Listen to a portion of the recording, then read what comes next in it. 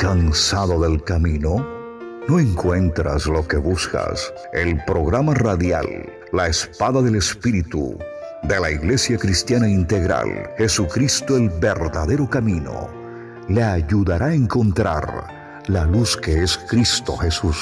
Busca nuestro dial 93.4 FM todos los días de 8 a 9 de la mañana y de 8 a 8:30 de la noche. Estamos ubicados en la calle 47, número 2320 Nuevo Sotomayor.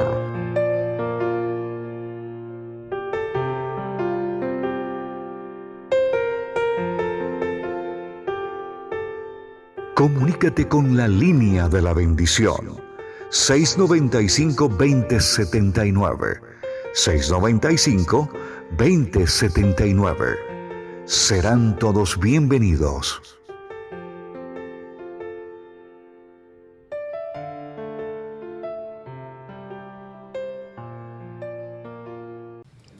Nuevamente estamos con ustedes, mis queridos hermanos, en donde quiera que nos estén escuchando, en el momento en que usted esté escuchando esta palabra, esta enseñanza, y que espero que les sea de edificación, en conocimiento, en sabiduría y con inteligencia. Es importante poder llegar a conocer la palabra de Dios. Es importante conocer todas aquellas cosas que nos acercan a Dios. Recuerde que el mismo Señor nos habla en su palabra que si nosotros no tenemos conocimiento del actuar del adversario, del actuar de Dios, del mover del Espíritu Santo y de la obra de Cristo, pues seguramente nosotros pereceremos, como dice la Escritura. Por eso es importante el conocimiento. Nosotros hemos venido recibiendo mucha palabra de Dios y eso es seguramente lo que nos ha sostenido, independiente de las batallas, independiente de las luchas, independiente de las situaciones que cada uno de nosotros hemos vivido. Pero lo que nos ha sostenido, independiente que en algunos momentos nos hubiésemos movido en debilidad, en algunos momentos en donde tal vez pensamos que hasta ahí podíamos llegar por el peso de la prueba, por la situación que se estaba viviendo. Pero fiel es Dios, que Él dice que nunca nos pondrá cosas más allá de lo que nosotros podemos soportar. En eso consiste el crecimiento, el desarrollo y nuestra fe para con el Señor. Sabemos que los eventos que están sucediendo alrededor del mundo nos están anunciando que nuestra redención está cerca. Por eso yo le invito, hermano, para que se acerque al Señor. Y la única forma de acercarnos al Señor, de conocerlo y de poder llegar a vivir la vida eterna es escudriñando su palabra. Es conociendo la Escritura, es poder conocer el pensamiento, el sentimiento y la voluntad de Dios en cada uno de nosotros. Recuerde que cada uno de nosotros tenemos una relación única con el Señor. Cada uno de nosotros sabemos y conocemos la manera, la forma como nosotros nos relacionamos con Dios, como nosotros obedecemos a su palabra, como nosotros amamos al Señor. Por eso es importante que cada día nosotros, a través de la palabra, podamos entender y sopesar aquellas cosas que nos enseña la divina y poderosa palabra del Señor. Antes de dar inicio a esta enseñanza de este día de hoy, vamos a hacer una oración. Iniciemos diciéndole de la siguiente manera: Padre bendito de los cielos, en este día, Señor, día de bondad, de misericordia, tal vez un día lleno de vicisitudes, adversidades, tal vez, Señor, situaciones duras y difíciles que tuvimos la oportunidad de vivir. Pero en estos momentos, Señor, venimos a decirte que tú eres grande, que tú eres hermoso, que para siempre es la bendita misericordia de nuestro Dios y nuestro Padre Celestial. Gracias, Señor amado, por despertarnos una vez más y seguramente por permitirnos descansar con un sueño reparador. Gracias, divino Señor, porque sabemos que mañana, Señor, será un día de victoria, un día de misericordia, un día que podemos estar en la casa de gracia con el Señor. Gracias, divino Salvador. Gracias, poderoso Dios. Gracias, Rey amado. Gracias, divino Cristo. Gracias, Señor, porque nuestras manos se levantan como señal de alabanza, de adoración, de rendirnos ante ti, Señor, de reconocer que tú eres el Dios, el gran yo soy, el único y el suficiente Salvador. Gracias, Dios amado, Señor, porque mis manos se baten, Señor, porque mis manos se abren y se cierran reconociendo la majestad, la grandeza, el poder y la misericordia que vienen desde lo alto, Señor. Hoy, Señor, también levanto mis manos, levanto mis ojos hacia el Dios del cielo, Señor. Aquel Señor que está sentado a la diestra del Dios Todopoderoso, al que fue vencedor. Aquel Señor que fue a la cruz con un objetivo, salvar a la humanidad. Y hoy venimos, Señor, a decirte gracias por la salvación, Señor. Gracias por la salvación de mi alma, gracias por la redención de mi cuerpo y gracias, Señor, por la vida eterna que tú nos has dado a través de su obra expiatoria, de su obra redentora, Señor. Gracias, divino Señor, por cada situación que estamos viviendo, Señor. Gracias por cada circunstancia que estamos pasando. Acuérdate del que sufre, acuérdate del que llora, acuérdate de la viuda, acuérdate del huérfano y aún de la desamparada. Acuérdate de aquel niño que llora, Señor, porque en el plato no hay que comer, Señor. Acuérdate, Señor, de ese esposo para que cumpla sus responsabilidades con su esposa, con su familia y aún con esa responsabilidad que un día adquirió, Señor. Acuérdate, Señor, de cada uno de nosotros que necesitamos todos los días de estar contigo, de caminar contigo, Señor. Gracias, divino Salvador. Gracias, poderoso Dios y soberano Cristo. Ayúdanos, Señor, porque sin ti nada podemos hacer. No permita que el desánimo llegue a nosotros, Señor, porque su palabra dice que el desánimo, Señor, me trae tristeza y la tristeza me trae pocas fuerzas, Señor. No permita, Señor, que las fuerzas, que el ánimo, que el meditar, el acercarnos a ti mediante su palabra se enfríe, Señor, sino que al contrario, así como un día nos gozamos, Señor, y sentimos alegría y sentimos muchas sensaciones en nuestro ser cuando nos íbamos a encontrar con esa persona que amábamos, con esa persona que habitaba en nuestro corazón y en nuestra mente, Señor. Así como cada día, Señor, lo vemos y disfrutamos de su presencia, que de la misma manera disfrutamos de ti, Señor, de su presencia, de su amor, de sus bendiciones, y que podamos llegar a conocer ese pensamiento alto, Señor. Que podamos caminar en ese único camino que nos lleva hasta ti, Señor, y que podamos, Señor, entender el verdadero, puro y sincero amor de Dios sobre cada uno de nosotros. Gracias, Dios amado, gracias, Dios eterno. Oro, Señor, por el pueblo de Jesucristo, el verdadero camino. Oro por cada una de las familias que conforman nuestra congregación.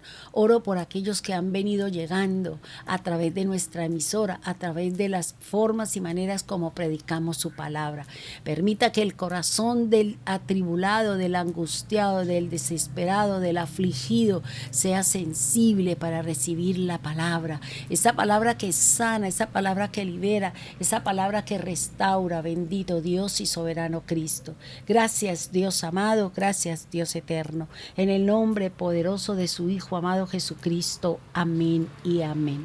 Bien, hermano, le doy una cordial bienvenida a nuestro programa. Vamos a seguir hablando de temas muy interesantes en la vida de nosotros. Recuerde que es importante el conocimiento. Recuerde que es importante estudiar la palabra. Recuerde que es importante conocer el verdadero significado de lo que la Escritura me está hablando para poder entender a Dios, su pensamiento, el camino y todas las cosas que están a su alrededor que nos permiten a nosotros acercarnos a ellos. Por eso es importante el conocimiento. En algún momento esa palabra, ese conocimiento, ese testimonio, ese ejemplo de vida de nuestros hermanos y de nosotros mismos nos va a servir para testimonio, para hacer luz hacia otras personas. Por eso es importante, hermano, que cada día nosotros caminemos dentro de esos parámetros y dentro de esas situaciones que Dios está permitiendo que nosotros vivamos, porque nuestra fe tiene que ser fortalecida, tiene que ser pura, tiene que ser una fe que proviene de lo alto, como dice la palabra, porque viene y proviene la sabiduría, viene todo lo que el Padre tiene para cada uno de nosotros.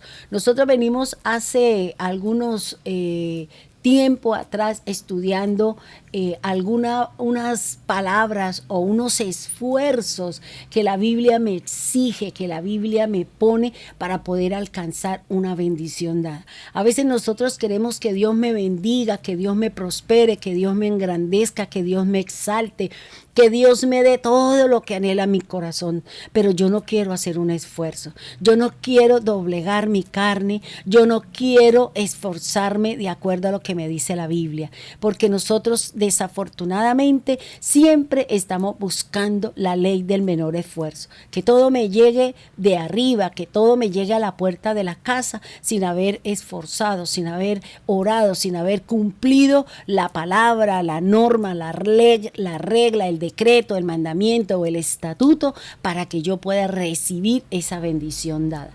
Hoy vamos a estudiar otro esfuerzo exigido para que obtengamos una bendición dada. Pero fíjese que cuando analizaba estos temas con respecto a las exigencias, porque si usted mira en Deuteronomio, no me acuerdo si es 5, donde dice cuáles son las exigencias de Dios para con nosotros. Ahora, aquí Jesús nos está pidiendo también, o nos está exigiendo una serie de cosas para que la bendición dada llegue a cada uno de nosotros, en el ámbito en que quiera, sea en la parte almática, sea en la parte de prosperidad o en la parte de dinero, que ya tuvimos la oportunidad de analizar esa parte con la pesca milagrosa, y también en la parte espiritual. Ahora, hay algo que vamos a estudiar y vamos a aprender algo muy importante. Y yo quiero invitarlos a que vayamos a Juan capítulo 5, versículo 1 al 18. Vamos a analizar lo que me habla esta palabra. Tal vez usted lo sabe, lo hemos escuchado de una forma, de otra, pero vamos a analizarlo desde el punto de vista de esfuerzo. ¿Para qué? Para que se pueda llegar a tener esa bendición. Y la verdad que esto es un tema para mí que yo aprendí, la verdad, de tanto estudiaba, leía, no sabía qué era lo que Dios me quería mostrar. La verdad que lo leí, o sea, leí, y la verdad que en leer el mismo versículo, la misma capítulo, 1, 2, 3, hasta que usted pueda encontrar la dirección o el camino o la revelación o el conocimiento o lo que Dios quiere que usted haga con respecto a esa palabra. Vayamos entonces a Juan 5 del 1 al 18. Y tiene como título El paralítico de Betesda. Seguramente usted ya lo sabe, lo ha leído, lo conoce, pero no interesa, nunca es malo repetir las cosas, porque dice que las cosas buenas siempre se repiten. Ahora, leamos y empecemos a analizar lo que me dice la Escritura. Dice el versículo 1 de la siguiente manera: Después de estas cosas había una fiesta de los judíos, y subió Jesús a Jerusalén. Fíjense que cuando uno lee, dice uno, ¿cuáles cosas? ¿De qué me está hablando? ¿Cuál era esa fiesta? ¿Y de qué me está hablando? Ahora, primero, la Biblia no me dice qué tipo de fiesta era. No sabemos si era la fiesta de la Pascua, no sabemos si era la fiesta de las 7 semanas, no sabemos si era la fiesta del Sukkot. Simplemente nos habla de que había una fiesta, pero antes de que se sucediera la fiesta o dentro de la misma fiesta, Jesús en Galilea había realizado una serie de obras.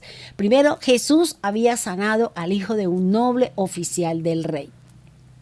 Segundo, la Biblia no me especifica a cuál fiesta hace referencia. Tercero, esta sanidad que el Señor realiza en Galilea es el lugar. Recuerde que el lugar que el Señor eligió para ministerio, para llevar la palabra, para extender el reino, fue en Galilea de los gentiles, como se llama o como lo dice la Escritura. Después de haber sanado, después de toda esta situación, Jesús regresa a Jerusalén. Eso es lo que podemos mirar nosotros dentro del versículo 1 de Juan capítulo 5. Vayamos al versículo 2. Dice así: y hay en Jerusalén, cerca de la puerta de las ovejas, un estanque llamado en hebreo Betesda, la cual tiene 5 pórticos. Vamos a analizar y vamos a mirar algunas situaciones o algunas cosas importantes que nosotros teníamos o debemos de mirar en este andar y en este caminar con respecto a lo que el Señor nos habla.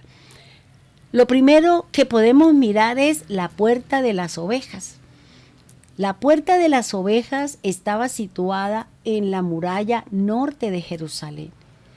¿Por qué el Señor estaba allí? ¿Por qué el Señor se encontraba allí? ¿Por qué por ella entraban en el templo las ovejas que iban a ser sacrificadas para aquellos eventos o los rituales que hacía el pueblo de Jerusalén o el pueblo de Israel?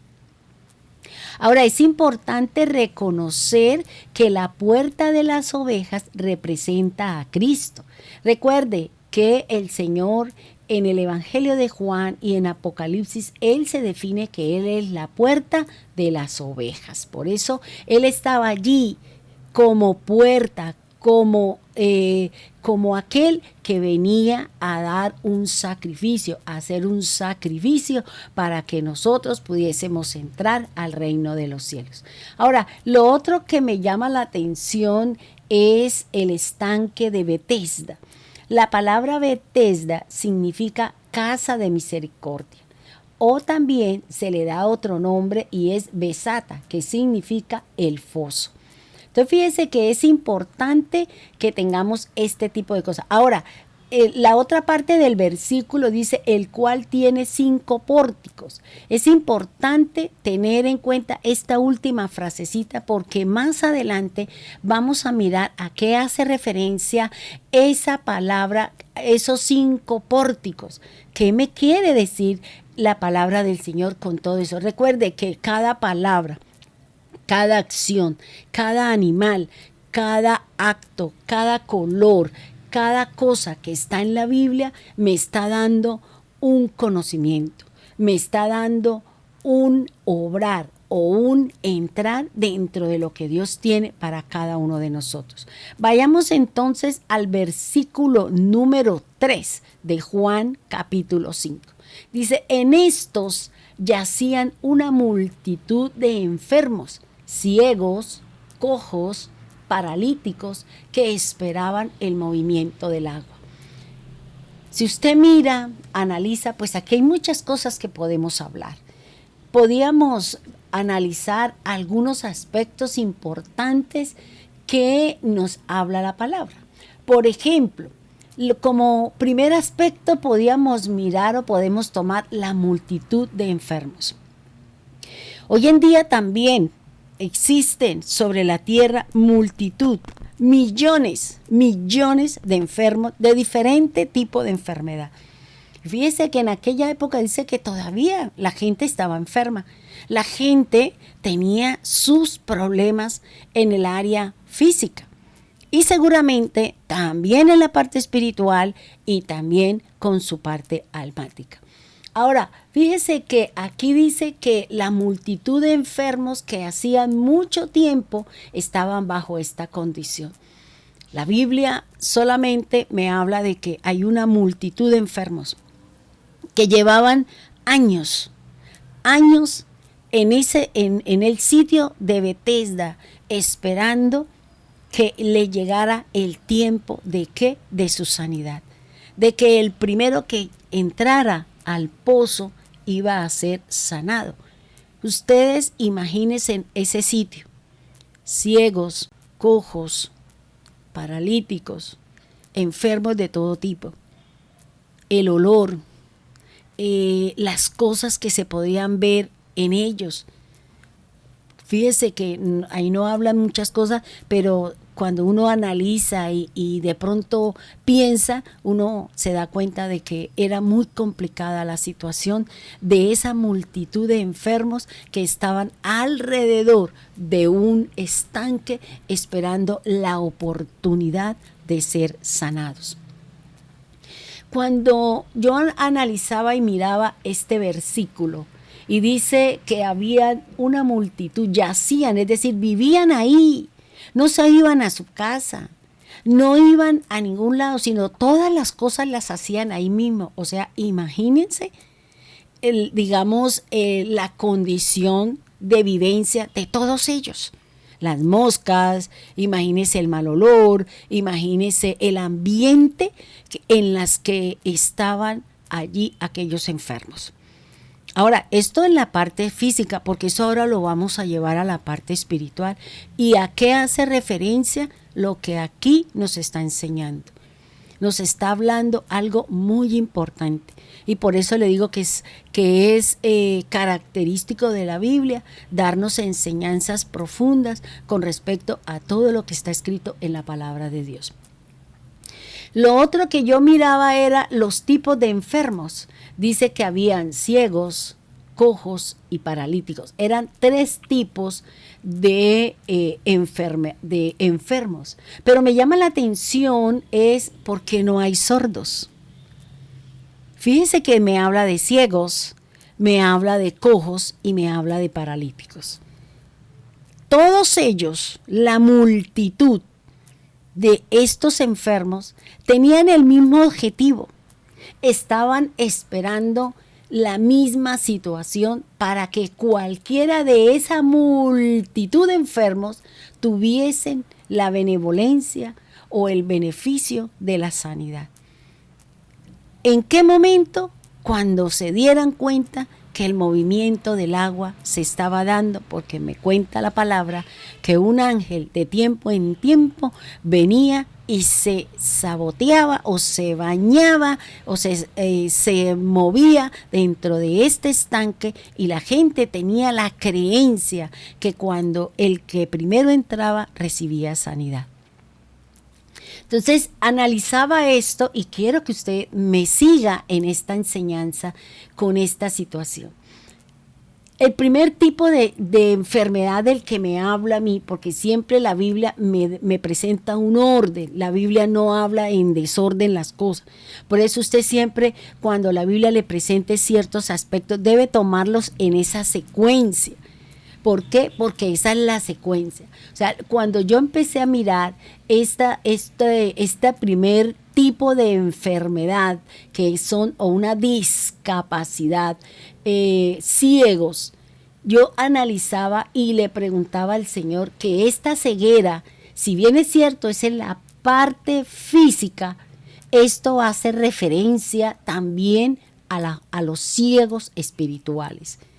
Hablar de los ciegos, ahí está haciendo referencia a las personas espirituales, que son aquellos que perdieron su visión con respecto a las cosas de Dios. Además, no se dieron cuenta que Jesús, el sanador, había llegado hasta ellos, pues tenían sus ojos puestos, entre comillas, en otro mover, las aguas. Fíjense que aquí podemos analizar 2 cosas. El ciego físico, que no sabía que tenía que estar de pronto en la misma posición, en el mismo sitio, porque al moverse o al correrse o al tener un movimiento iba a perder la ubicación seguro del estanque. Y que cuando él escuchara que se movían las aguas, podía deslizarse o correr para ser el primero. Pero aquí nos está hablando es del ciego espiritual. Y ya le digo más adelante a quién se está refiriendo el Señor con este tipo de enseñanza del ciego de Betesda.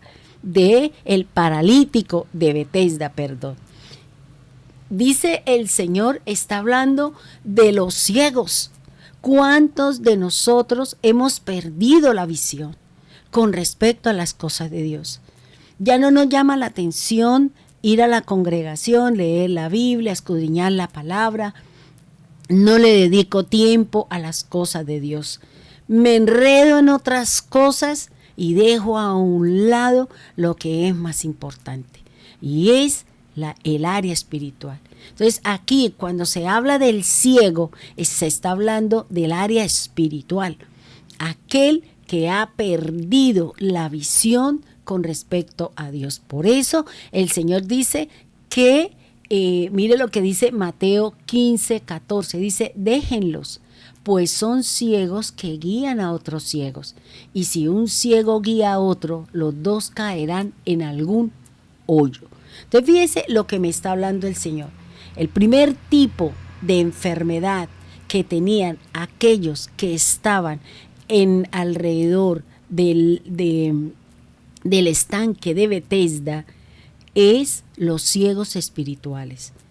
Y son aquellos que tienen sus ojos puestos en otras cosas, que tienen sus ojos espirituales, aunque ven en lo físico, pero en la parte espiritual no tienen una visión de la respuesta de Dios y de mi relación con el Señor. ¿Por qué? Porque los ojos de los ciegos espirituales están puestos en otro mover, en otras cosas diferentes. Mire lo que dice Primera de Juan, capítulo 2, versículo 11. Pero el que odia a su hermano vive y anda en la oscuridad y no sabe a dónde va, porque la oscuridad lo ha dejado ciego. Entonces fíjese, hermano, aquí en este versículo o dentro de esta palabra que está en Marcos, que está en Lucas, que está en Mateo, esta misma situación.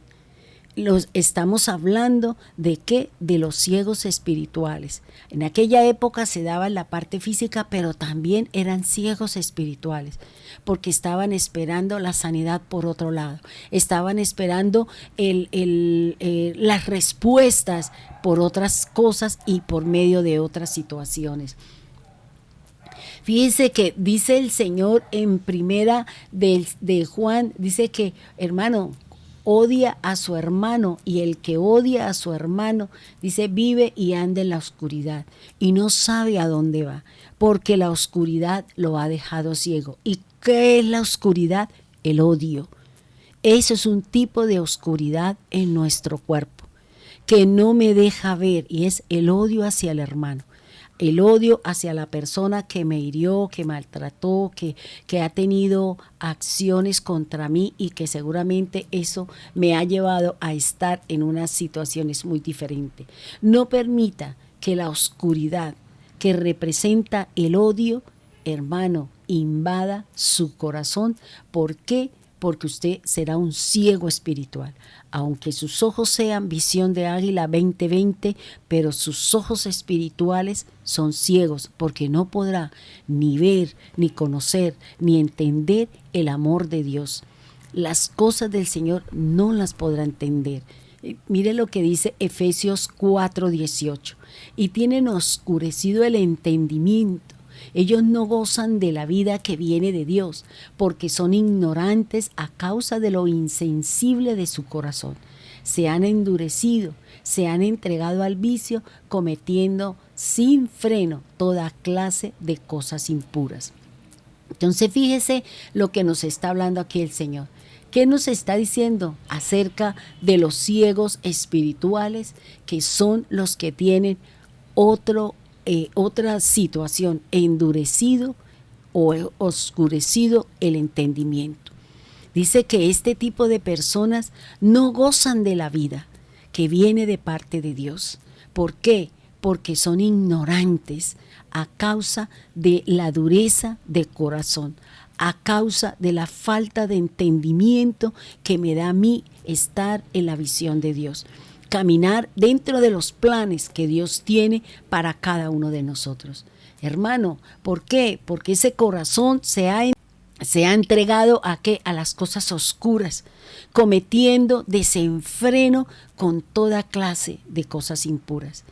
¿Cuánta gente por odio está haciendo muchas cosas? Está atentando contra los bienes ajenos, está atentando contra la vida ajena, está atentando contra su propia vida, porque en uno de esos desenfrenos, en uno de esos actos, en uno de esos vicios, va a terminar con su propia vida.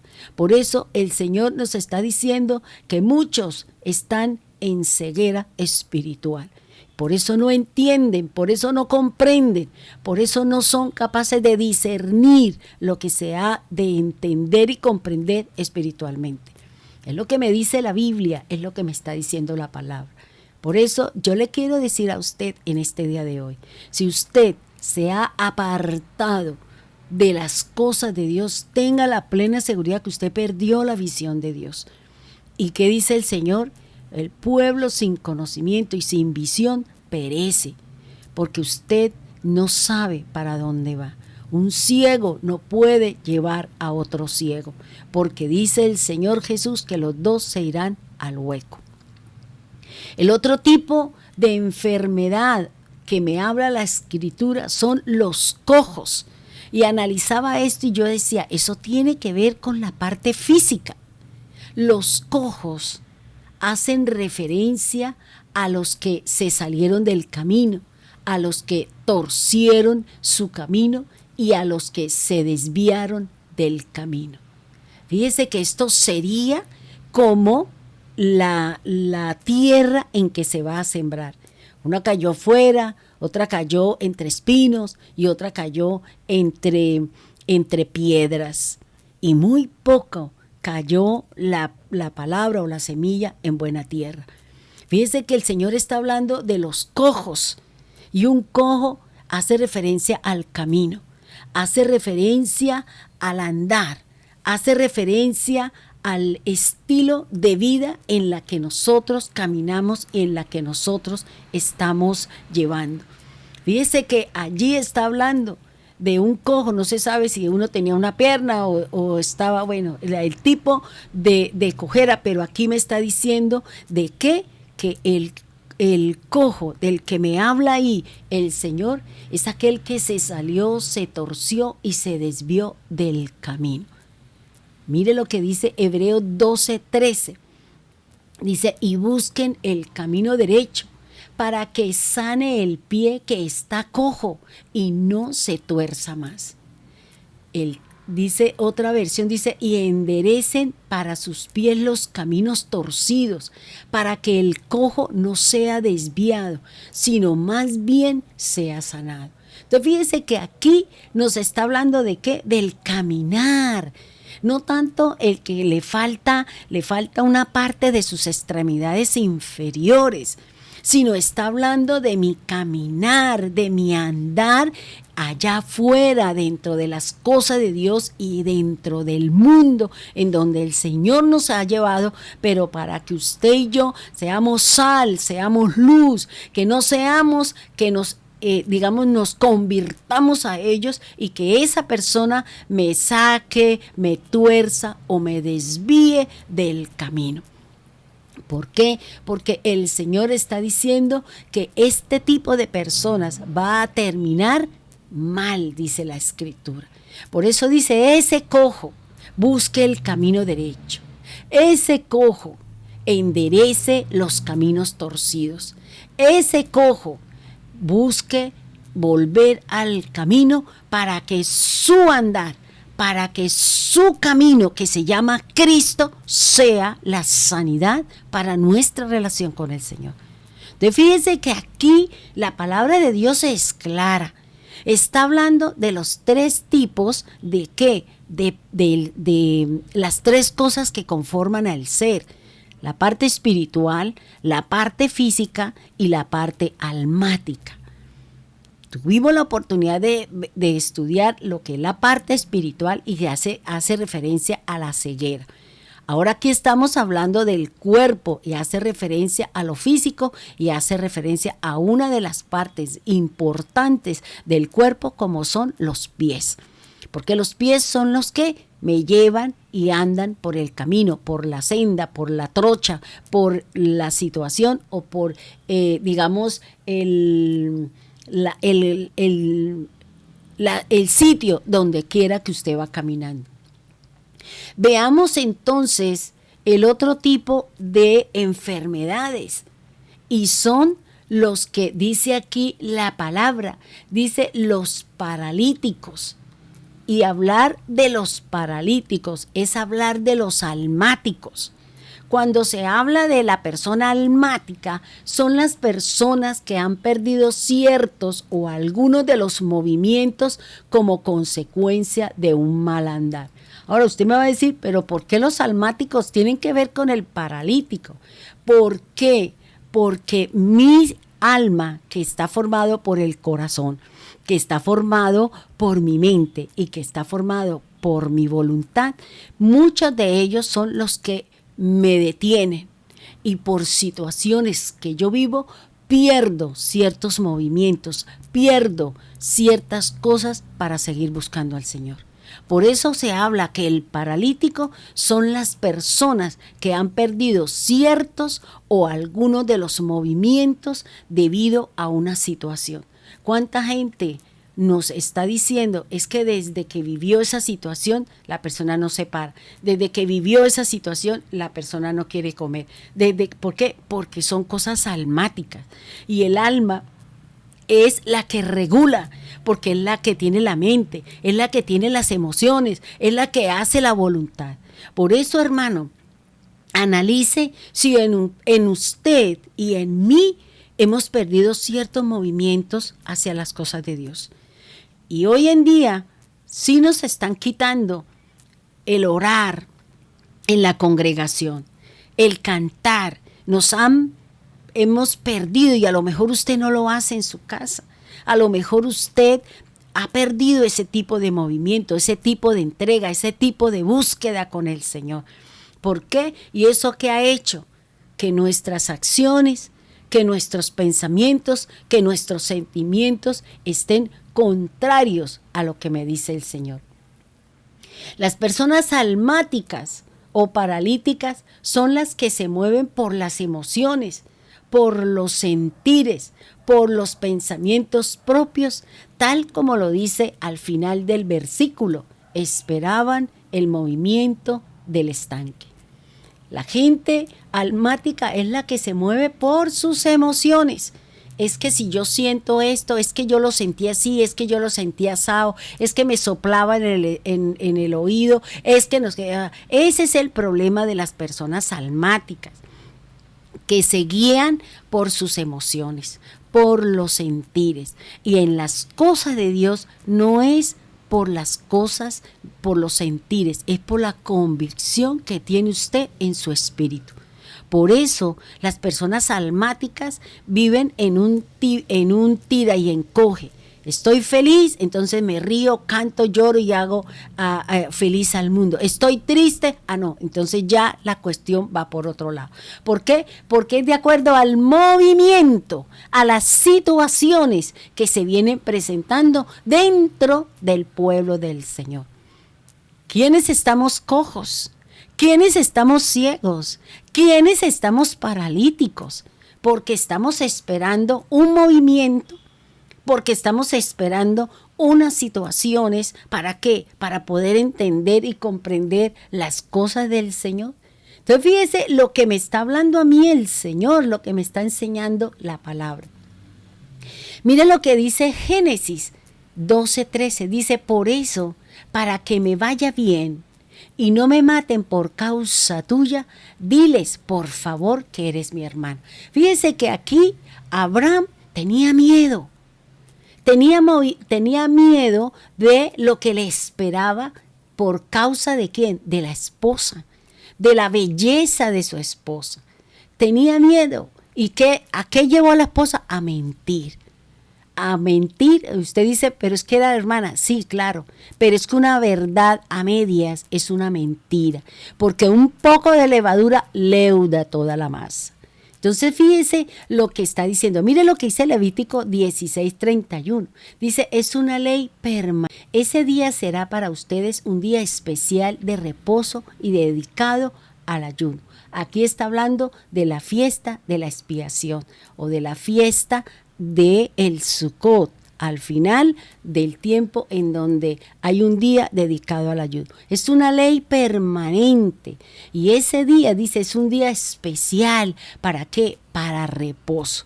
Así como nosotros nos reunimos el domingo, es un día especial porque vamos a reunir a escuchar la palabra, a compartir con el hermano, a mirar al hermano, a saber que estamos bien, que estamos luchando, bueno, todo este tipo de movimientos que se pueden esperar en un momento determinado. En la primera carta de Pedro 2:11 dice, queridos hermanos, les ruego, como a extranjeros, de paso por este mundo, que no den lugar a los deseos humanos que luchan contra el alma. Entonces fíjese lo que me está diciendo a mí aquí el Señor. El Señor me está hablando con respecto al versículo 3. ¿De qué me habla el Señor?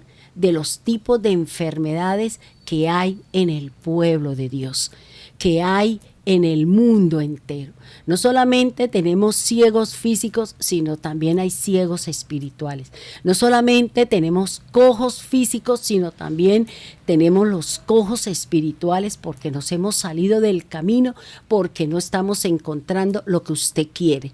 Y Dios lo que le quiere dar no es lo que usted quiere, sino lo que nos conviene para poder mantenernos dentro del camino. Y también encontramos los paralíticos, no solamente los físicos, aquellos que de pronto no tienen movimientos en ciertas partes del cuerpo, pero que aquí me está diciendo que mi parte almática me está llevando a mí a que yo no me mueva de acuerdo a lo que dice la palabra del Señor. Por eso, hermano, es importante que usted entienda este versículo. Vayamos entonces al versículo 4. Dice, porque un ángel descendía de tiempo en tiempo al estanque y agitaba el agua. Y el que primero descendía al estanque después del movimiento del agua quedaba sano de cualquier enfermedad que tuviese. Ahora, fíjese que las personas que no están con el Señor siempre están esperando que sucesos terrenales les respondan a sus necesidades, que cosas que están a su alrededor. No es que esta persona, como es Pepito, como es Menganito, seguro él me va a ayudar, seguro él me va a dar, seguro esto. ¿Por qué? Porque así como esa multitud de personas enfermas estaban esperando un movimiento dentro de un estanque para que el que llegara primero podía ser sano, muchos de nosotros estamos esperando ciertos movimientos o estamos esperando del Estado, del gobierno, del alcalde, del gobernador, del diputado, que nos resuelvan o que nos den respuestas o nos den cosas para nosotros tratar de suplir necesidades. Pero no estamos nosotros siendo generadores de ¿qué? De eventos que podamos ser nuestros propios recursos a través de mi trabajo, a través de mi esfuerzo y de mi tesón. Mire lo que dice Gálatas 1:8. Pero si alguien les anuncia un evangelio distinto del que ya les hemos anunciado, que caiga sobre él la maldición de Dios. No importa si se trata de sí mismo o de un ángel venido del cielo.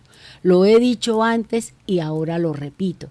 Si alguien les anuncia un evangelio diferente del que ya recibieron, que caiga sobre él la maldición de Dios. Entonces fíjese que aquí estos que estaban, esta multitud de enfermos que estaban bajo esta condición, estaban ¿qué? errados, estaban equivocados. ¿Por qué? Porque la misma palabra de Dios dice que los ángeles no pueden hacer milagros, que los ángeles no pueden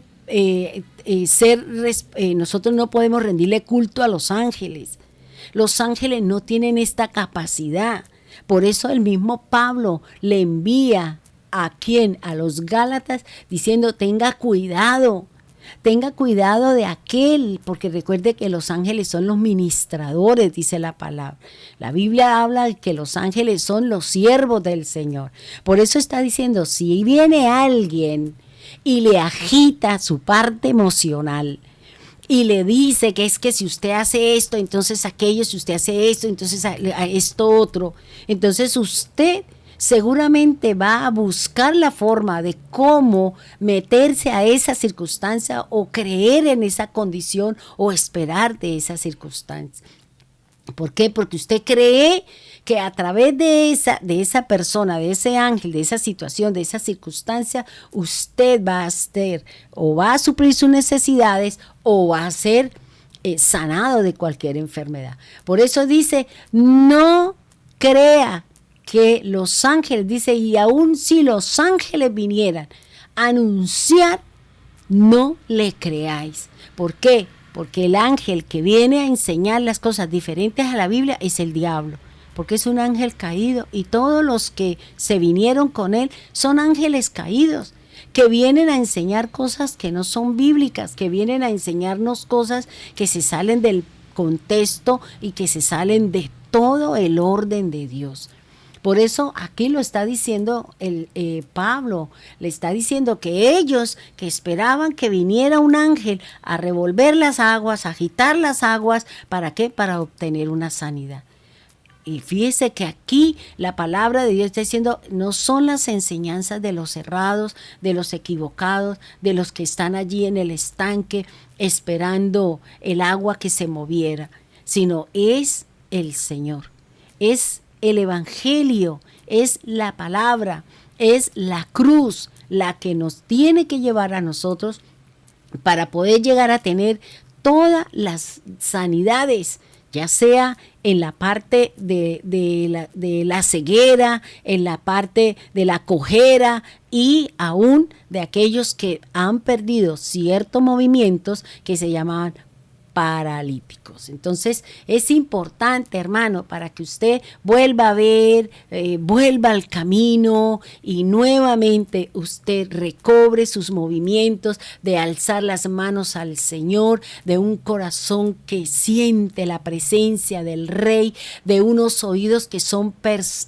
perciben la gloria de Dios. Ahora, a mí me llamaba la atención es ¿por qué los sordos no estaban ahí? ¿Por qué el sordo no está ahí? Porque habla del ciego, porque habla del cojo, porque habla del paralítico. Porque todos ellos tenían que escuchar el Evangelio. Porque todos ellos tenían que oír lo que se estaba predicando, lo que se está llevando. El Evangelio de la salvación, el Evangelio de la cruz, el Evangelio de que Cristo es el Hijo del Señor. Por eso no se encontraba sordos, porque todos tenemos que oír la palabra del Señor. Ahora miremos el versículo 5. Mire lo que dice aquí y lo que encontré aquí a través de la palabra. Por eso le digo, hermano, que muchos de nosotros vamos a encontrar enseñanzas muy importantes dentro de ¿qué? Dentro del camino de la verdad de nuestro Señor Jesucristo. Dice así: y había allí un hombre que hacía 38 años que estaba enfermo.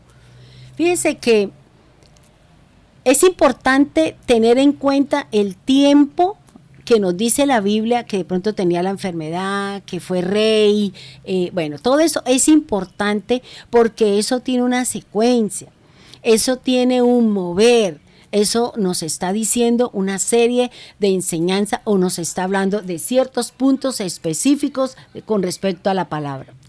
Es importante que entendamos que todo lo que está escrito en la palabra de Dios tiene una secuencia o tiene una enseñanza. Me llamaba la atención aquí la palabra Dice, y había allí un hombre.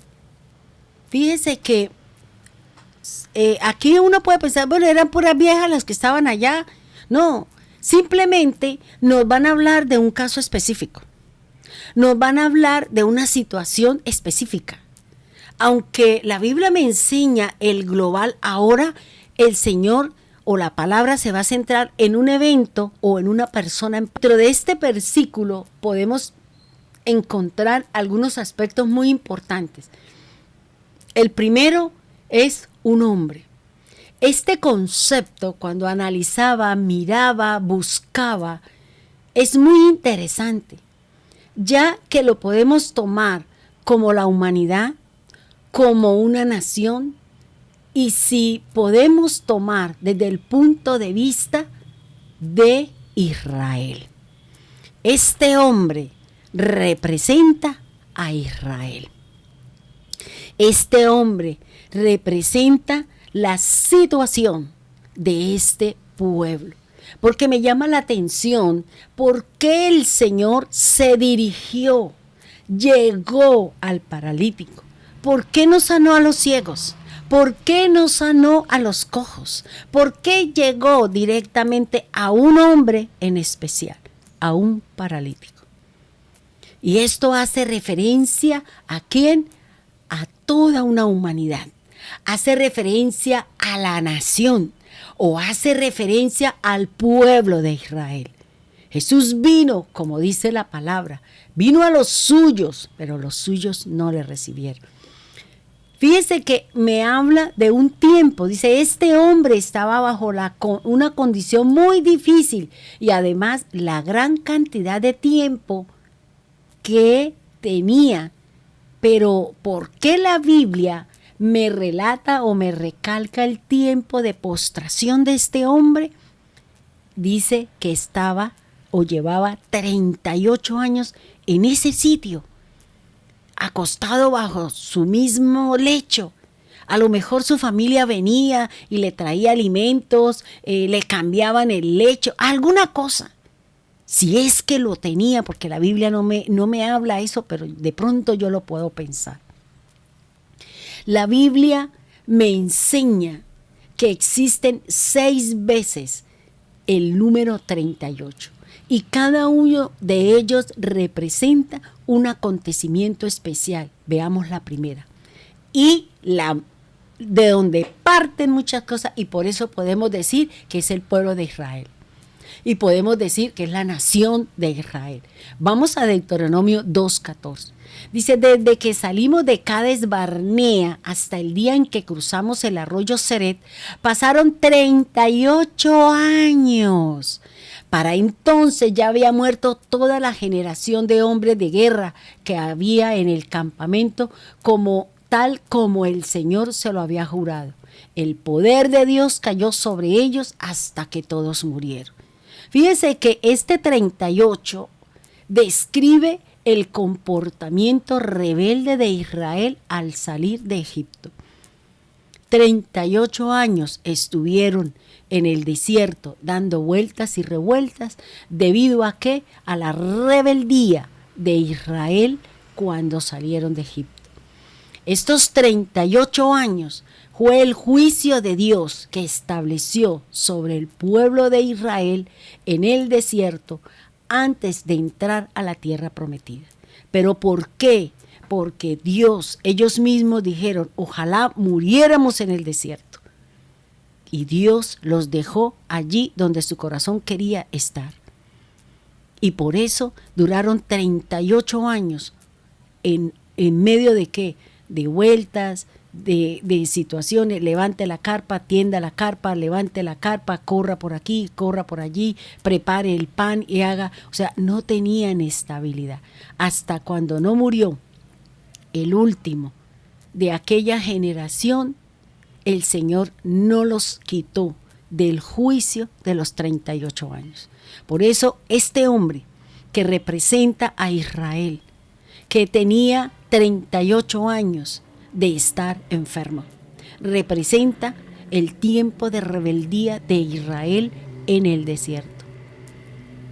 Este juicio del que nos habla el Señor sobre la tierra de Israel. ¿Por qué? Porque Israel no amaba a Dios. Israel no seguía la palabra de Dios. Por tal motivo, el Señor lo mantuvo 38 años en el desierto hasta que murieron todos los que salieron de Egipto. Cuando Jesús entró al sitio donde estaba el estanque de Betesda, es decir, la casa de misericordia, encontró una gran multitud de enfermos en su ser, es decir, en el hombre, que eran representaciones de la rebeldía del pueblo de Israel. Este hombre era judío, enfermo, y hacía 38 años. Vuelvo y le digo que representa a su pueblo, el pueblo rebelde. Mire otras dos partes que representa rebeldía, que representa desobediencia, representa juicio o sentencia de Dios. ¿Por qué? Cuando no obedecemos la palabra. Mire lo que dice Primera de Reyes 16:29. En el año 38 del reinado de Asa en Judá, Ahab, hijo de Omri, comenzó a reinar en Israel y reinó sobre Israel durante 22 años en la ciudad de Samaria. Pero su conducta fue reprochable ante los ojos del Señor, e incluso peor que la de los reyes anteriores a él, pues no le importó cometer los mismos pecados de Jeroboam, hijo de Nabat. Para colmo, se casó con Jezabel, hija de Ed-Baal, rey de Sidón, y acabó por adorar y rendir culto a Baal. Entonces fíjese lo que me enseña la Biblia, que este tiempo del que nos habla la palabra, que estaba postrado, representa ¿qué? Rebeldía, representa ¿qué? Tiempo en que el pueblo va a ser puesto, ¿para qué? Para venir después a que entren en la casa de la gracia, en la misericordia, porque fue Cristo quien vino a él, que en ese momento representaba a la nación de Israel. Jesucristo vino por nosotros, Él vino a buscarnos, vino a buscar al perdido, vino a buscar al ciego, vino a buscar al cojo, vino a buscar al paralítico, vino a buscar al sordo, vino a buscar al enfermo, como dice el Señor. Él no vino por el sano, porque los sanos no tienen necesidad de médico. Nosotros los enfermos, los que nos hemos desviado, los que nos hemos resbalado, los que estamos ciegos, los que hemos perdido, los que no queremos escuchar, por ellos, por nosotros vino Jesús. Y fíjese que el Señor le va a permitir que durante un tiempo de su rebeldía usted esté dando vueltas y revueltas. Pero llegará el momento en que el Señor aparecerá como le apareció a aquel hombre que cumplió un tiempo y que tenía una representación, que tenía una simbología del pueblo de Israel. En Segunda de Reyes 15:8 dice: en el año 38 del reinado de Azarías, rey de Judá, Zacarías, hijo de Jeroboam, comenzó a reinar en Israel y reinó en Samaria 6 meses, pero sus hechos fueron malos a los ojos del Señor, como los de sus antepasados, pues no se apartó de los pecados con que Jeroboam, hijo de Nabat, hizo pecar a Israel. Fíjese que este tiempo, por eso se habla, siempre hablamos del 40, que es un tiempo de prueba, que representa prueba, pero fíjese que aquí el 38, 2 años antes, porque 2 años ellos estuvieron entre una cosa y la otra, pero cuando ya se dio cuenta el Señor que el pueblo no estaba en condiciones para entrar a la tierra prometida, entonces el Señor dice: vamos a dar vuelticas, porque de su boca salió que quieren morir en el desierto, y entonces le voy a dar a cada uno que cumpla su tiempo de vida de cada uno, que cumpla sus años de vida de cada uno. Van a morir en el desierto, y la nueva generación, aquellos que han visto, aquellos que me son agradables y que son con contentamiento, son los que entrarán a la tierra prometida. Por eso fíjese que aquí dice que el reinado de Azarías, en el año 38 del reinado Azarías, rey de Judá. Y fíjese que dice que empezó a gobernar o a reinar un nuevo rey, Zacarías, que era hijo de Jeroboam. Y dice que reinó en Samaria 6 meses, que todos los hechos de los reyes, algunos hicieron lo malo, pero este rey de Zacarías, hijo de Jeroboam, rey de Israel, dice que hizo lo malo ante los ojos del Señor y que no se apartó de los pecados de Jeroboam, su padre. Hizo pecar a Israel. Todos esos que salieron de Egipto llevó a que el mismo pueblo se condenara en medio o en el desierto. Entonces, la Biblia me indica, hermano, que aquel hombre representa ¿a quién? A Israel, como ciego, como cojo y paralítico. Por eso el Señor dice, y no les va a correr el velo para que no oigan, vean y se arrepientan, y yo los sane y entren, porque no es el tiempo para ellos. Estamos en el tiempo de aquel que hay denominado gentil, que no ha reconocido la obra expiatoria de Jesús. Ese hombre del paralítico de Betesda representa al pueblo de Israel en su rebeldía, en su no amar a Dios, en aquello que representa lo malo, como dice la Escritura. Ahora, me llamó la atención por qué Cristo se acercó al paralítico y los ciegos y los cojos. Miremos entonces, me llamaba la atención la palabra paralítico. Vuelvo y les repito lo que les dije unos minutos antes del programa. El paralítico son las personas que han perdido ciertos movimientos como consecuencia de un mal actuar. Esto se refiere a los almáticos. Estos se definen como las personas que se mueven bajo sus propias emociones, bajo sus propios pensamientos y bajo su propia voluntad. Tal como lo dice el versículo, espera el movimiento del agua en el estanque. Seguramente podemos nosotros parecernos a Gedeón, que llueva en el vellón, pero por fuera esté seco. Que por fuera llueva, pero que el vellón esté cerca. O sea, estamos esperando ciertos movimientos, ciertas cosas que Dios haga para creer. Cuando la Biblia me dice que yo tengo que creer en su palabra sin condición alguna. Por eso muchas veces nosotros no entendemos, no le comprendemos porque estamos esperando que Dios a través de señales, a través de ciertas cosas, a través de ciertos movimientos que yo sepa, entienda que es del Señor. Entonces, esta palabra paralítico en el hebreo se escribe con 4 consonantes y el peso de esta palabra paralítico es el número 12. Ahora, el significado del número 12 es fuente principal del perfecto gobierno de Dios. El número 12 también representa una obra terminada. El número 12 también representa el gobierno terrenal. También representa la integridad administrativa establecida o exhibida por Dios para el hombre. Entonces fíjese, hermano, que este paralítico representa que el gobierno. Recuerde que Israel eran los que tenían iban a gobernar la tierra. Ellos eran los que tenían que darnos a conocer a Dios, a sus obras y todo lo que tenía que ver con las cosas espirituales. Por eso se habla que el número 2 es el gobierno de Dios sobre la tierra y que también hace referencia a ¿qué? Al gobierno terrenal, las 12 tribus, las 12 piedras, las 12 puertas en el reino de los cielos. Ahora, miremos algo muy importante.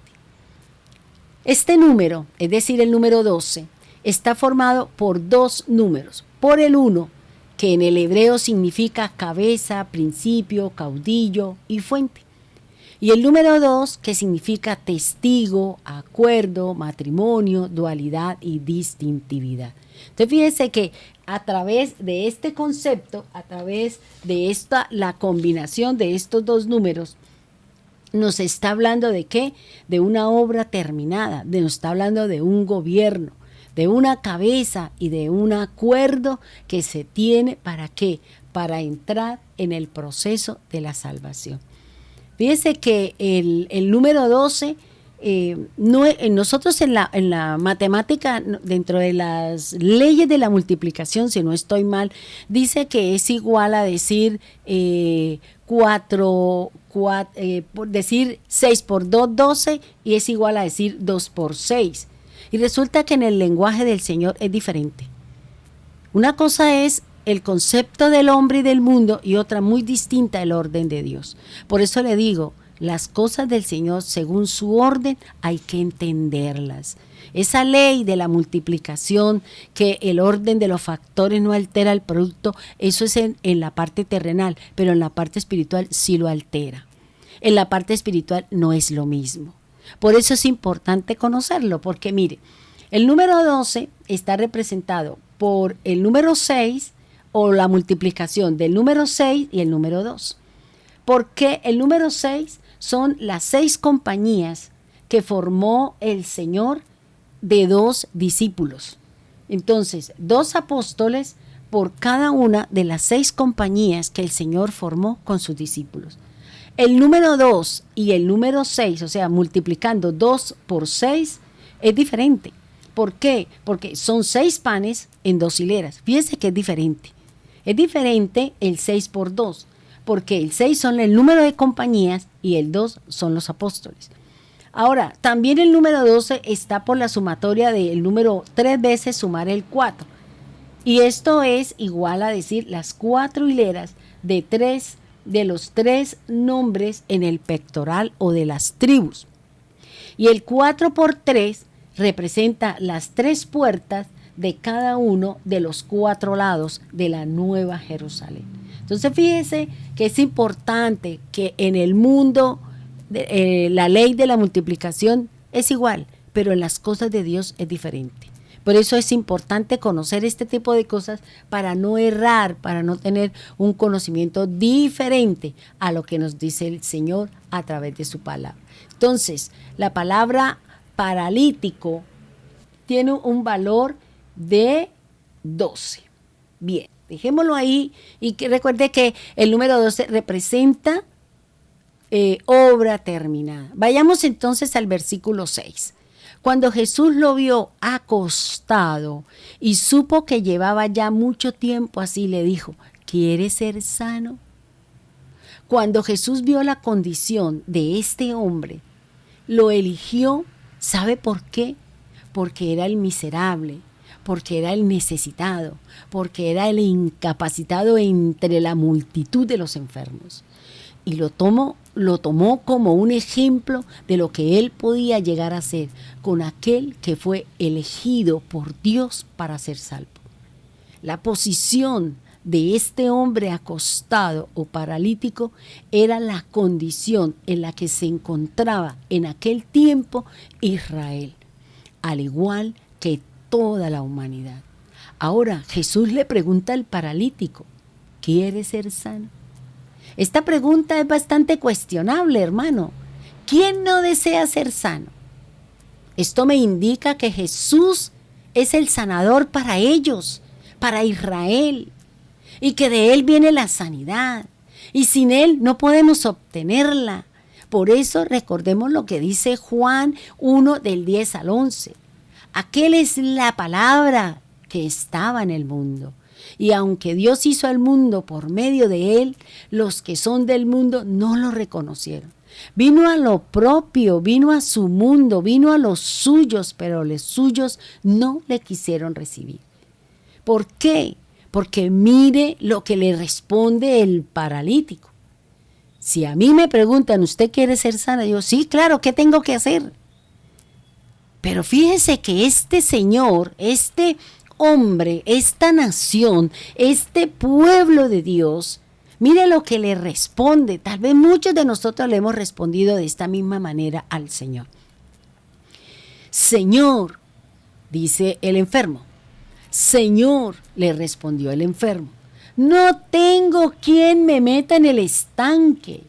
Cuando se agita el agua, entre tanto que yo voy, otro desciende antes que yo.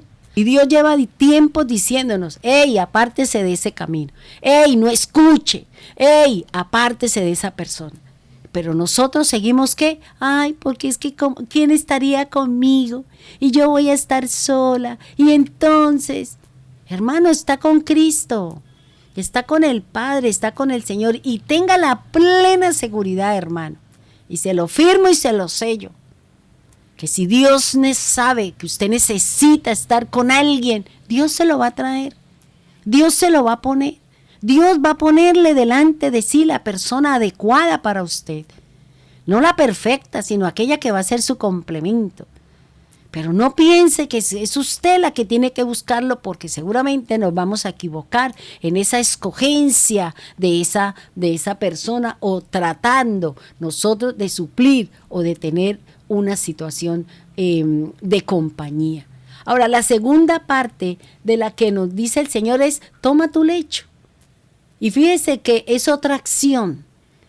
Es decir, ya no siga acostado. No sigo acostado en que no tengo quien me ayude. No dependa de nadie. Deje de que sus pensamientos sean indecisos. Deje de jugar entre la rubia y la morena. Deje de jugar en el tibiritábara. Juegue o simplemente camine en la convicción que usted y yo tenemos de la palabra. Créase merecedora de las mejores bendiciones que Dios tiene para usted.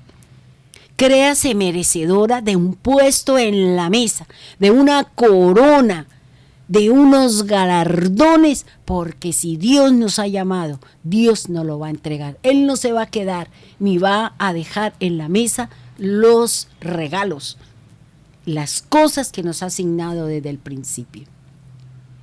Fíjese que el Señor dice que esa palabra debe cobrar fuerza en mí.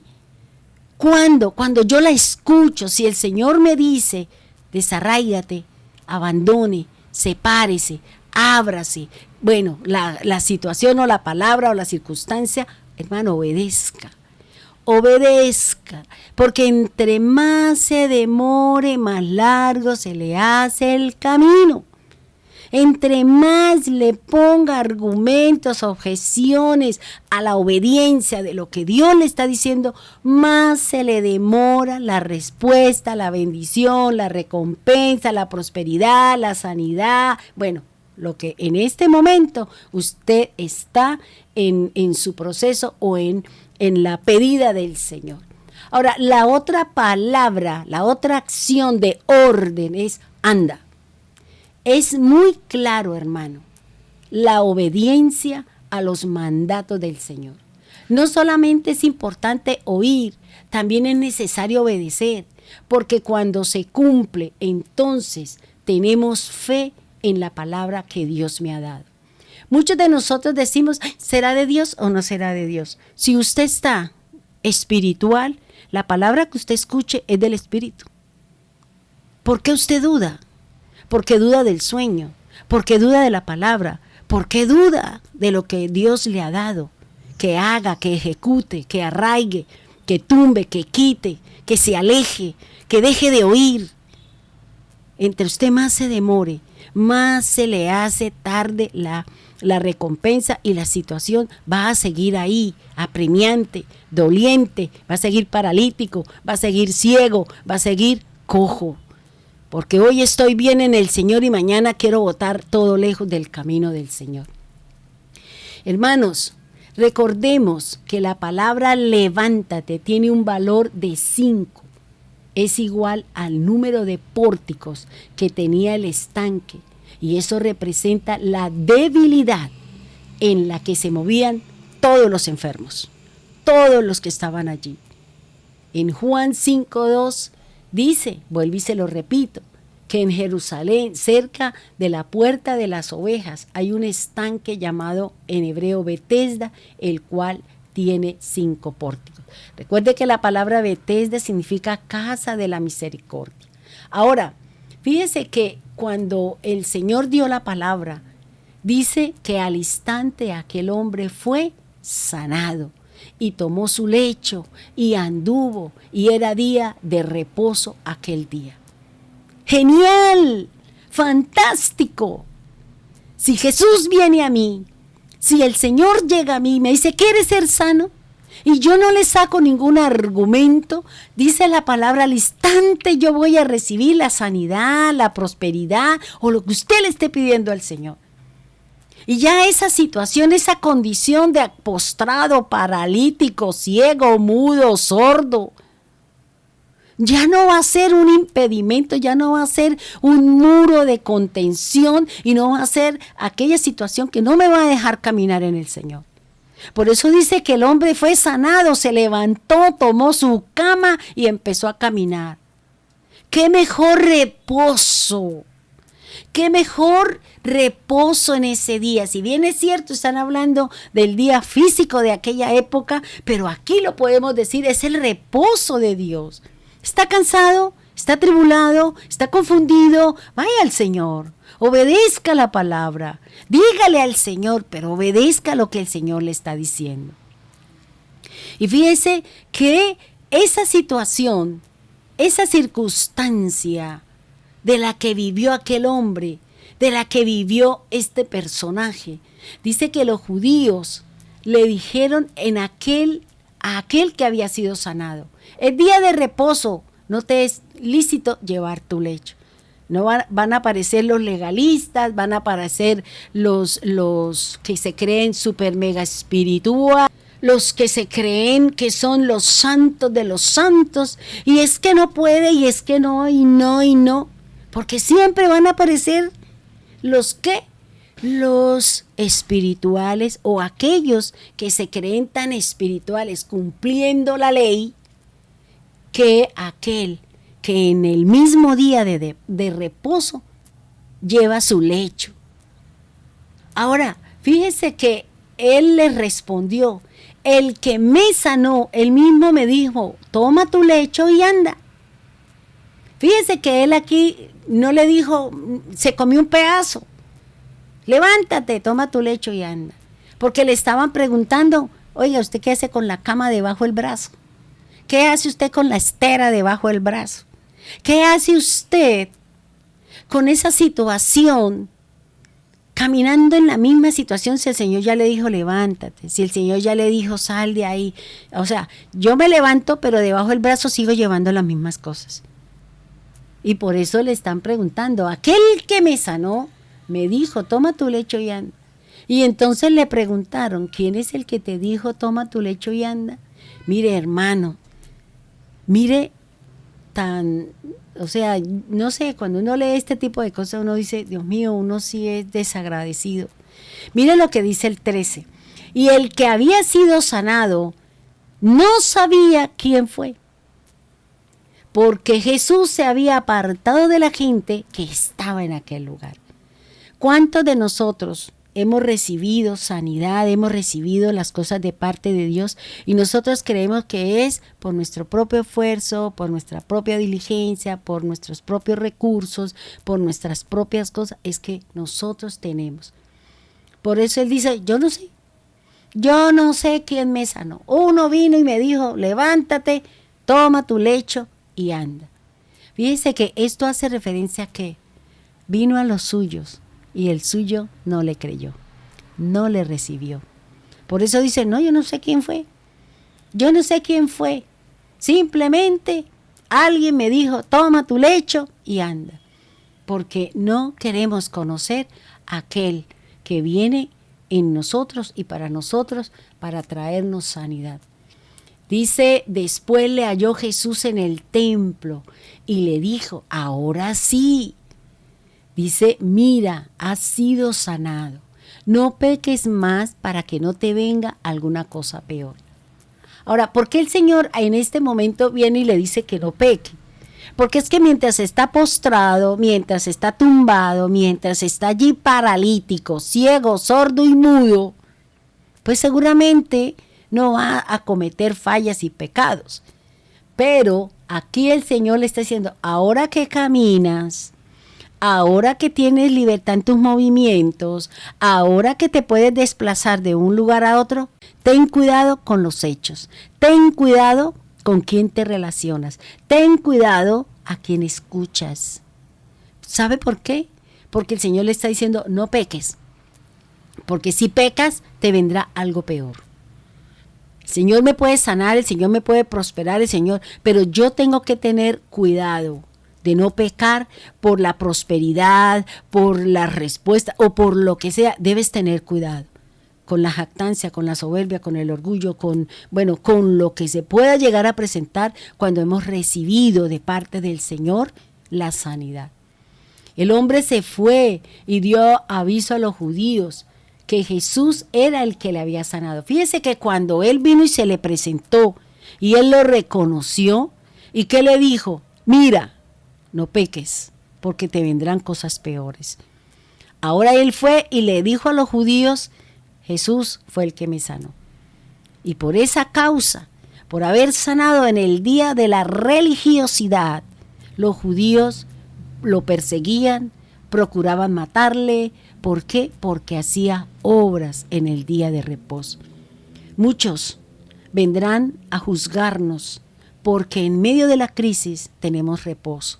Porque en medio de la crisis, de la situación, de la angustia, cantamos, nos vestimos, comemos, tenemos contentamiento y tenemos alegría y la gente nos va a cuestionar. Pero es que no le duele, pero es que no sé qué. No, porque es que el que me sanó es el que me da la libertad de caminar, de ser y de obrar. ¿Vamos a tener persecución? Claro que sí. ¿Nos van a procurar matar nuestra fe? Claro que sí. ¿Por qué? Porque estamos haciendo cosas que para otros representan su creencia, pero para nosotros representan reposo en las cosas del Señor. Es importante, hermano, y mire lo que Jesús le responde. Mi Padre hasta ahora trabaja y yo trabajo. Por esto los judíos aún más procuraban matarle, porque no solo quebrantaba el día de reposo, sino que también decía que Dios era su propio Padre, haciéndose igual a Dios. Hermanos, esta palabra de la que nos habla el Señor, de la que nos está diciendo el Señor, nos está hablando de qué? Este paralítico de Betesda está haciendo referencia a la postración, a la ceguera que tiene el pueblo de Israel. Y eso es lo que nos está diciendo. Este paralítico de Betesda, vuelvo y le repito, que es diferente al paralítico que bajan los 4 amigos del techo, porque eso ya es otra cosa diferente. Pero aquí el Señor nos está enseñando que esta exigencia, este esfuerzo exigido para que Israel tenga la bendición de la salvación, para que recobre sus movimientos como pueblo de Dios, es necesario que reconozcan al Señor. Es necesario hablar y creer en la obra expiatoria para que ellos puedan también ser el pueblo de Dios en el tiempo en que Dios lo tiene dispuesto para que ellos sean el pueblo, para que ellos sean nuestro ejemplo y nuestros hermanos. Hermano, vamos a orar y vamos a entregarle este tiempo al Señor. Espero que les haya sido de edificación. Si usted nos escucha y no se ha suscrito, suscríbete a nuestro canal para que cuando subamos nuestros programas y nuestras enseñanzas, a usted sea de los primeros que pueda escuchar la palabra y la enseñanza. Bendito y alabado sea el nombre de nuestro Dios y nuestro Padre Celestial. Bendito, bendito y bendito seas por siempre, Señor. Hoy venimos a darte gracias, Señor, por la palabra, por la enseñanza, por la instrucción que tú nos das día a día en el caminar y en el obrar que cada uno de nosotros tenemos en ti. Hoy, Señor, queremos hoy decirte que sí estamos dispuestos para que tú nos sanes, que sí estamos dispuestos, Señor, a salirnos de nuestra postración, que no queremos esperar el movimiento de la gente, la dependencia hacia las personas, sino queremos depender. Hoy quiero decir, sí tengo quien me ayude, sí tengo pensamientos precisos, porque son los pensamientos de Dios los que están en cada uno de nosotros. Hoy reconozco que soy merecedor de las bondades, de la misericordia y de todas las cosas buenas que Dios tiene para cada uno de nosotros. Hoy nosotros, Señor, queremos levantarnos de nuestra postración, de la tristeza, del lloro, del lamento, de las situaciones que cada uno de nosotros nos han llevado a estar postrados, a estar bajo una debilidad, estar parados, Señor, sobre algo que no tiene nada que ver contigo. Hoy tomamos nuestro lecho, ese sitio, Señor, donde nos acostamos a llorar nuestra pena, a llorar y a creer que no somos dignos del Señor.